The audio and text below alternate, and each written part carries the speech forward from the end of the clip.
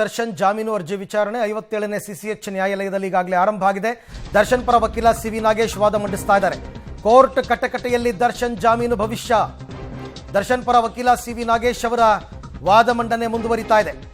ಪೊಲೀಸರ ತನಿಖೆ ಅತಿ ಕೆಟ್ಟ ತನಿಖೆ ಅಂತ ದರ್ಶನ್ ಪರ ವಕೀಲರು ಹೇಳ್ತಾ ಇದ್ದಾರೆ. ಪ್ರಕರಣದಲ್ಲಿ ಎಲ್ಲ ರಿಕವರಿನೂ ಸುಳ್ಳು ಅಂತ ಅವ್ರು ಹೇಳ್ತಿರೋದು. ಎಲ್ಲ ಸಾಕ್ಷ್ಯಗಳನ್ನು ತನಿಖಾಧಿಕಾರಿಗಳು ಸೃಷ್ಟಿ ಮಾಡಿದ್ದಾರೆ, ಯಾವುದು ನಿಜವಾದದ್ದಲ್ಲ. ಮರದ ಕೊಂಬೆ, ಹಗ್ಗ ರಿಕವರಿ ಮಾಡಲಾಗಿದೆ ಅಂತ ಹೇಳಿದ್ದಾರೆ. ನೀರಿನ ಬಾಟಲಿಯನ್ನೇ ಸಾಕ್ಷಿ ಅಂತ ಹೇಳ್ತಾ ಇದ್ದಾರೆ ಚಾರ್ಜ್ ಶೀಟಲ್ಲಿ. ನ್ಯಾಯಾಧೀಶರ ಮುಂದೆ ದರ್ಶನ್ ಪರ ವಕೀಲರು ಪ್ರಸ್ತಾಪ. And most of the cases ಇದು ಎಕ್ಸ್ಪೆಕ್ಟೆಡ್. ಲಾಯರ್ ಶುರು ಮಾಡದೆ ತನಿಖೆ ಸರಿ ಇಲ್ಲ ಅಂತ, ಪೊಲೀಸರು ಮಾಡಿರ್ತಕ್ಕಂಥ ಇನ್ವೆಸ್ಟಿಗೇಷನ್ನೇ ರಾಂಗ್ ಅಂತಾನೆ ಶುರು ಮಾಡ್ತಾರೆ ಎಲ್ಲರೂ. ಇಲ್ಲೂ ಹಾಗೇ ಆಗ್ತಾ ಇದೆ. ಪೊಲೀಸರ ತನಿಖೆ ಅತಿ ಕೆಟ್ಟ ತನಿಖೆ. ಪ್ರಕರಣದಲ್ಲಿ ಇವ್ರು ರಿಕವರಿ ಮಾಡ್ಕೊಂಡಿರೋದು ಎಲ್ಲ ಸುಳ್ಳು. ಅದೇನೋ ಮರದ ಕೊಂಬೆ ಅಂತಾರೆ, ರಿಪೀಸ್ ಪಟ್ಟಿ ಅಂತಾರೆ, ಎಲ್ಲ ಸೃಷ್ಟಿ ಮಾಡಿರೋದು. ಹಗ್ಗ ಅಂತಾರೆ, ಯಾವುದು ಕೂಡ ಒರಿಜಿನಲ್ ಅಲ್ಲ, ಎಲ್ಲ ತನಿಖಾಧಿಕಾರಿಗಳು ಸೃಷ್ಟಿ ಮಾಡಿರೋದು. ನೀರಿನ ಬಾಟಲಿಯನ್ನೇ ಇವ್ರು ಸಾಕ್ಷಿ ಅಂತ ಇದ್ದಾರೆ. ಎಲ್ಲ ನೀರಿನ ಬಾಟ್ಲು ಒಂದೇ ಥರ ಇರುತ್ತಪ್ಪ ನೋಡೋದಕ್ಕೆ. ಹೌ ಕಮ್ ಅಂತ ಇವ್ರು ಕೇಳ್ತಿರೋದು. ಅಲ್ಲ, ಇದಕ್ಕೆಲ್ಲ ಉತ್ತರವನ್ನು SPP ಇಟ್ಕೊಂಡಿರ್ತಾರೆ, ಕೊಡ್ತಾರೆ, ಅದು ಬೇರೆ ವಿಚಾರ. ಸಾಮಾನ್ಯವಾಗಿ ವಾದ ಮಂಡನೆ ಮಾಡೋದು ಹೀಗೇನೆ. ಈಗ ಪವಿತ್ರ ವಿಚಾರದಲ್ಲೂ ಅಷ್ಟೇ, ಕೊಲೆಗೂ ಪವಿತ್ರಾಗೂ ಸಂಬಂಧನೇ ಇಲ್ಲ ಅಂತ ಹೇಳ್ಬಿಟ್ಟಿದ್ದಾರೆ. ಕಿಡ್ನ್ಯಾಪು ಮಾಡಿಸಿಲ್ಲ, ಕೊಂದಾಗ ಅವ್ರು ಅಲ್ಲಿ ಇರಲೂ ಇಲ್ಲ, ಒಂದೆರಡು ಏಟ್ ಹೊಡೆದ್ರು ಬಂದರು ಅಷ್ಟೇ ಅಂತ. ಇಲ್ಲೂ ಹಾಗೇನೆ. ದರ್ಶನ್ ಆತನನ್ನ ರೇಣುಕಾ ಸ್ವಾಮಿಯನ್ನ ಮುಟ್ಟೇ ಇಲ್ಲ ಅಂತಾನೆ ವಾದ ಮಾಡ್ತಾರೆ. ಮಹಜರ್ ಪ್ರತಿಯನ್ನ ಕೋರ್ಟ್ಗೆ ನೀಡಿದ್ದಾರೆ ಸಿವಿ ನಾಗೇಶ್. ಇವಾಗ ದರ್ಶನ್ ಪರ ವಕೀಲ ಸಿವಿ ನಾಗೇಶ್ ಅವರ ವಾದ ಮಂಡನೆ ಮುಂದುವರಿತಾ ಇದೆ. ಕೆಲವೊಂದು ಮಾಹಿತಿಗಳನ್ನ ಕೊಟ್ಟಿದ್ದಾರೆ. ಪೊಲೀಸರು ಮಾಡಿರ್ತಕ್ಕಂಥ ತನಿಖೆ ಸರಿಯಾದ ರೀತಿಯಲ್ಲಿ ಮಾಡಿಲ್ಲ, ಬಟ್ ಕೋರ್ಟ್ ಅಭಿಪ್ರಾಯ ಪಟ್ಟಿತ್ತು. ನೆನಪಿಸ್ಕೊಳ್ಳಿ, ದರ್ಶನ್ ಪ್ರಕರಣದಲ್ಲಿ ಸರಿಯಾದ ರೀತಿಯಲ್ಲಿ ಪೊಲೀಸರು ತನಿಖೆ ಮಾಡಿದ್ದಾರೆ ಅಂತ ಕೋರ್ಟ್ ಹೇಳಿತ್ತು. ನ್ಯಾಯಾಧೀಶರು ಅಭಿಪ್ರಾಯ ಪಟ್ಟಿದ್ರು. ಇವರು ಅದನ್ನು ಇಲ್ಲವೇ ಇಲ್ಲ ಅಂತ ಇದ್ದಾರೆ. ನೀವು ಮರದ ಪಟ್ಟಿ ಮತ್ತೆ ಹಗ್ಗ, ನೀರಿನ ಬಾಟ್ಲು ಇದನ್ನೇ ರಿಕವರಿ ಮಾಡ್ಕೊಂಡಿದ್ದೀನಿ ಅಂತಂದ್ರೆ ಹೆಂಗೆ ಸ್ವಾಮಿ ಅಂತ ಅವ್ರು ಕೇಳೋದು. ಈ ಬಗ್ಗೆ ಮತ್ತಷ್ಟು ಮಾಹಿತಿ ನನ್ನ ಕೊಲೀಗ್ ನರಸಿಂಹಮೂರ್ತಿ ಅವರಿಂದ ಪಡ್ಕೊಳ್ಳೋಣ. ಮೂರ್ತಿ, ಮುಂದುವರಿದಂತೆ ಸಿವಿ ನಾಗೇಶ್ ಅವರ ವಾದ ಏನು? ಅರವಿಂದ್, ಸಿವಿ ನಾಗೇಶ್ ಅವರು ಕೋರ್ಟ್ನಲ್ಲಿ ತಮ್ಮ ವಾದ ಮಂಡನೆಯನ್ನ ಮಾಡ್ತಿದ್ದಾರೆ. ಅಂದ್ರೆ ಮೀಡಿಯಾದಲ್ಲಿ ಈಗಾಗಲೇ ಎಲ್ಲವೂ ಕೂಡ ಟ್ರಯಲ್ ಆಗೋಗಿದೆ ಈ ಪ್ರಕರಣದಲ್ಲಿ. ಇಲ್ಲಿ ಆರೋಪಿಗಳ ಸ್ವಯಿತ ಹೇಳಿಕೆ ಇರಬಹುದು, ಅದ್ರ ಜೊತೆಗೆ ಆತ ಕೊಲೆಯಾದಂತಹ ವ್ಯಕ್ತಿಯ ಫೋಟೋ ಇರ್ಬೋದು, ಇವೆಲ್ಲವನ್ನ ಕೂಡ ಮೊದಲೇ ತೋರಿಸಿದ್ದಾರೆ. ಅದ್ರ ಜೊತೆಗೆ ಆತನ ಮುಖ ಏನಿತ್ತು ಅದನ್ನ ದರ್ಶನ್ ಕ್ರೂರವಾಗಿ ಹಲ್ಲೆಯನ್ನ ನಡೆಸಿದ್ದಾನೆ ಅನ್ನೋ ಮಟ್ಟಿಗೆ ತೋರಿಸಲಾಗಿತ್ತು. ಆದ್ರೆ ಅದು FSL ನ ರಿಪೋರ್ಟ್ ನಲ್ಲಿ ಇಲ್ಲ, ಅದು ನಾಯಿ ತಿಂದಿದ್ದು ಅನ್ನೋ ಮಟ್ಟಿಗೆ ರಿಪೋರ್ಟ್ ಬಂದಿದೆ. ಆದ್ರೂ ಕೂಡ ಈ ರೀತಿಯಾಗಿ ಮಾಧ್ಯಮಗಳು ತೋರಿಸುವ ಕೆಲಸವನ್ನ ಮಾಡಿದ್ದಾರೆ.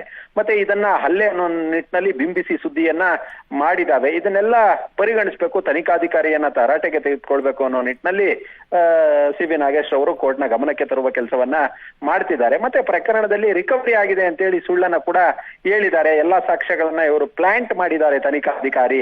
ಈ ಮರದ ಕೊಂಬೆ, ಹಗ್ಗದ ತುಂಡು ರಿಕವರಿ ಅಂತ ಹೇಳಿ ತೋರ್ಸವ್ರೆ. ಅದ್ರ ಜೊತೆಗೆ ನೀರಿನ ಬಾಟಲ್ ನ ಕೂಡ ಸಾಕ್ಷಿ ಅಂತ ಹೇಳವ್ರೆ. 12/6/2024 ಅದನ್ನ ತಮ್ಮ ವಶಕ್ಕೆ ಪಡೆದಿದ್ದಾರೆ. ಆದ್ರೆ ಅದು ಜೂನ್ 9 ಪೊಲೀಸರು ವಶದಲ್ಲಿತ್ತು ಅನ್ನೋ ಮಟ್ಟಿಗೆ ಈ ಒಂದು ಚಾರ್ಜ್ ಶೀಟ್ ನಲ್ಲಿ ತೋರಿಸುವ ಕೆಲಸವನ್ನ ಮಾಡಿದ್ದಾರೆ ಅನ್ನೋ ಮಟ್ಟಿಗೆ ಆ ಪಂಚನಾಮೆ ಮಾಡಿದಂತಹ ಆ ಒಂದು ಲೆಟರ್ಗಳೇನಿದ್ದು ಇವರು ಏನು ಚಾರ್ಜ್ ಶೀಟ್ ನಲ್ಲಿ ತೋರಿಸಿದಂತಹ ಪ್ರತಿಗಳನ್ನ ಕೋರ್ಟ್ ನ ಗಮನಕ್ಕೆ ತರುವ ಕೆಲಸವನ್ನ ಸಿವಿ ನಾಗೇಶ್ ಅವರು ಮಾಡ್ತಿದ್ದಾರೆ. ಮತ್ತೆ 3 ಗಂಟೆಯ ಸಮಯದಲ್ಲಿ ವಿದ್ಯುತ್ ಬೆಳಕಿನ ಸಹಾಯಕತೆ ಏನಿತ್ತು, ಬೆಳಕಿನಲ್ಲಿ ಸಿಗದೆ ಇದ್ದಿದ್ದು ಕತ್ಲಲ್ಲಿ ಸಿಗ್ತಾ ಆ ಬಾಟಲ್ಲು ಸ್ಟೋನಿ ಬ್ರೂಕ್ ಪಬ್ಬಲ್ಲೇ ಸ್ಟೋನಿ ಬ್ರೂಕ್ ಪಬ್ದು ಅನ್ನೋದಕ್ಕೆ ಲೇಬಲ್ ಕೂಡ ಇತ್ತು. ಅದನ್ನ ಕೂಡ ವಶಕ್ಕೆ ಪಡೆದುಕೊಂಡಿದ್ದಾರೆ. ರಾತ್ರಿ 3 ಗಂಟೆಯಲ್ಲಿ ವಶಕ್ಕೆ ಪಡೆದು ಅನ್ನೋ ಮಟ್ಟಿಗೆ ತೋರಿಸಿದ್ದಾರೆ. ಹೀಗಾಗಿ ಒಂದಷ್ಟು ಲೋಪದೋಷಗಳನ್ನ ಕೋರ್ಟ್ನ ಗಮನಕ್ಕೆ ತರುವ ಕೆಲಸವನ್ನ ಮಾಡ್ತಿದ್ದಾರೆ. ಎಲ್ಲವೂ ಕೂಡ ಪ್ಲಾಂಟ್ ಮಾಡಿ ಸಾಕ್ಷಿಗಳನ್ನ ಕಲೆ ಹಾಕುವ ಕೆಲಸವನ್ನ ಈ ಪ್ರಕರಣದಲ್ಲಿ ಮಾಡಲಾಗಿದೆ. ನಾನು ಕಂಡಂತೆ ಇದು SPP ಹೇಳ್ತಿದ್ರು ಇದೊಂದು ಅತ್ಯುತ್ತಮ ತನಿಖೆ ಅನ್ನೋ ಮಟ್ಟಿಗೆ ಹೇಳ್ತಿದ್ರು. ಆದ್ರೆ ನಾನು ಕಂಡಂತೆ ಇದೊಂದು ವರ್ಸ್ಟ್ ತನಿಖೆ, ಇಷ್ಟು ಕೆಟ್ಟದಾಗಿ ಯಾವ ತನಿಖೆಯನ್ನು ಮಾಡಿರ್ಲಿಲ್ಲ ಅನ್ನೋ ಮಟ್ಟಿಗೆ ಕೋರ್ಟ್ ನಲ್ಲಿ ತಮ್ಮ ವಾದ ಮಂಡನೆಯನ್ನ ಹಿರಿಯ ವಕೀಲ ಸಿವಿ ನಾಗೇಶ್ ಅವರು ಮಾಡ್ತಿದ್ದಾರೆ. ರೈಟ್, ಹಾಗೆ ಸಂಪರ್ಕದಲ್ಲಿದೆ ಮೂರ್ತಿ, ನಿಮ್ ಜೊತೆ ಮತ್ತೆ ಮಾತನಾಡ್ತೀನಿ. ಇವ್ರು ಹೇಳಿದ್ರು ಒಂದು ಆ ಕ್ಷಣಕ್ಕೆ ನ್ಯಾಯಮೂರ್ತಿಗಳು ಕರೆಕ್ಟು ಇದು ಕೆಟ್ಟ ತನಿಖೆಯನ್ನು ತೀರ್ಮಾನಕ್ಕೆ ಬರಲ್ಲ. ನೀರಿನ ಬಾಟಲಿ ಮೇಲೆ ಸ್ಟೋನಿ ಬ್ರೂಕ್ ಅಂತ ಲೇಬಲ್ ಇದೆ. ತನಿಖಾಧಿಕಾರಿಗಳು ವಾಟರ್ ಬಾಟಲಿಯನ್ನ ವಶಕ್ಕೆ ಪಡೆದಿದ್ದಾರೆ. ತನಿಖಾಧಿಕಾರಿ ಪಡೆದಿರುವ ವಸ್ತುಗಳ ಮೇಲೆ ರಕ್ತ ಇದೆ ಅಂತ ಹೇಳಿದ್ದಾರೆ. ನೀರಿ ಬಾಟಲ್ ಮೇಲೆ, ಅಂದ್ರೆ ವಾಟರ್ ಬಾಟಲ್ ಮೇಲೆ ಸ್ಟೋನಿ ಬ್ರೂಕ್ ಅಂತ ಇದೆ. ಅಂದರೆ ಇದನ್ನು ಅಲ್ಲಿ ತಗೊಂಡಿದ್ದೀವ್ರು, ಇವ್ರು ರಿಕವರಿ ಮಾಡ್ಕೊಂಡಿರೋದು ಸ್ಟೋನಿ ಬ್ರೂಕ್ ಪಬ್ಬಲ್ಲಿ, ಅದ್ರ ಅಲ್ಲೆಂಗೆ ರಕ್ತ ಬರುತ್ತೆ ಅಂತ ಇವ್ರ ವಾದ. ಒಂದು ಬಾಟ್ಲು ರಿಕವರ್ ಮಾಡ್ಕೊಂಡಿದ್ದೀವಿ, ಅದರ ಮೇಲೆ ರಕ್ತದ ಕಲೆ ಇದೆ ಅಂತಾರೆ.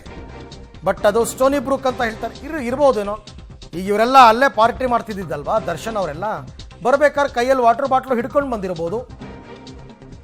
ಎಲ್ಲಿಗೆ? ಪಟ್ಟಣಗೆರೆ ಶೆಡ್ಗೆ. ಅದನ್ನಲ್ಲೇ ಬಿಟ್ಟಿರ್ಬೋದು, ಅದ್ರ ಮೇಲೆ ರಕ್ತದ ಕಲೆ ಆಗಿರ್ಬೋದು.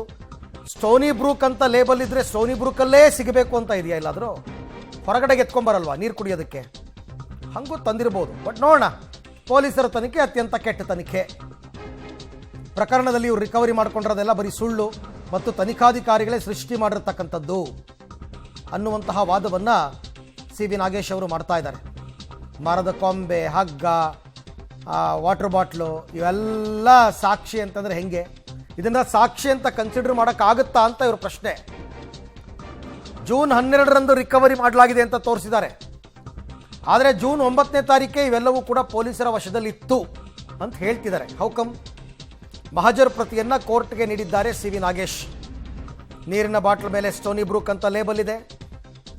ತನಿಖಾಧಿಕಾರಿಗಳು ವಾಟರ್ ಬಾಟ್ಲಿಯನ್ನು ವಶಕ್ಕೆ ಪಡೆದಿದ್ದಾರೆ, ಅದರ ಮೇಲೆ ರಕ್ತ ಇದೆ ಅಂತ ಹೇಳ್ತಾರೆ. ಹೆಂಗೆ ಸಾಧ್ಯ ಅಂತ ಇವರು ಪ್ರಶ್ನೆ ಮಾಡ್ತಾ ಇರ್ತಕ್ಕಂಥದ್ದು. ಆರೋಪಿಗಳು ಕೊಲೆ ಮಾಡಿದ ಸ್ಥಳದ ಬಗ್ಗೆ ಉಲ್ಲೇಖಿಸಿದ್ದಾರೆ. ಆದರೆ ಕೊಲೆ ನಡೆದ ಸ್ಥಳದಲ್ಲಿ ಏನೂ ಸಿಕ್ಕಿಲ್ಲ ಅಂತ ದರ್ಶನ್ ಪರ ವಕೀಲರು ವಾದ. ಆ ವಾಟರ್ ಬಾಟ್ಲು ಸಿಕ್ಕಿದೆ ಅಂತಾರಲ್ಲ, ಅದು ಫೇಕು. ಅದು ನೀವು ರಿಕವರಿ ಮಾಡ್ಕೊಂಡಿರೋದು ಸ್ಟೋನಿ ಬ್ರೂಕಲ್ಲಿ ಅಂತ.